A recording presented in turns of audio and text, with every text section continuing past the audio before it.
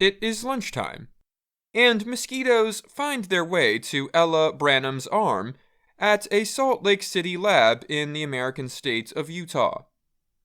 They are not very aggressive, and they're kind of picky eaters, said Branham.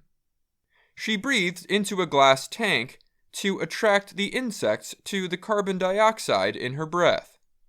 So I'll be feeding them with my arm.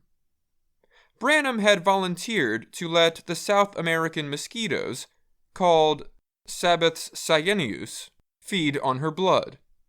She is doing so to help produce eggs and maintain the colony for education and research at the Salt Lake City Mosquito Abatement District.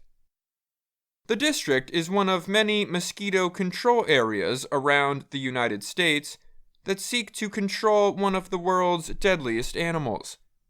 Mosquitoes are expected to strengthen as climate change creates a warmer and wetter environment.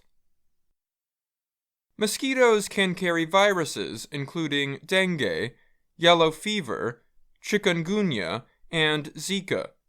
They are especially threatening to public health in Asia and Africa, but are closely watched in the United States. Local agencies reported more than 1,100 cases of West Nile virus in 2022, says the U.S. Centers for Disease Control. Most humans who get West Nile show no symptoms, but for some it can cause vomiting, fever, and in rare cases seizures or meningitis. Over roughly the last 25 years, nearly 3,000 deaths and more than 25,000 hospitalizations connected to West Nile were reported throughout the U.S., mostly in August. West Nile deaths have been reported this year in states including Texas and Colorado. Mosquitoes are also thought to have caused malaria infections of people in Maryland, Florida, and Texas. Ari Faraji is a disease expert and the director of the Salt Lake City Mosquito Abatement District. He said the mosquito season is starting earlier and lasting longer as the climate has warmed. The district used to shut down each year in mid-September, but that has gotten later and later.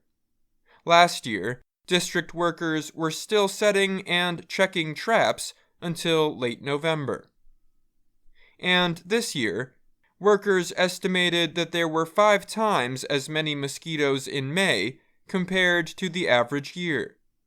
There was an unusually snowy winter in Salt Lake City and a very rainy spring that left more water for mosquitoes to breed in. That is where the health threat comes in. While both males and females feed on sugar or nectar throughout their lives, females require blood to provide nutrition to their eggs. The workers, including scientists and students, use drones, boats, and vehicles to trap, sort, and test mosquitoes for viruses.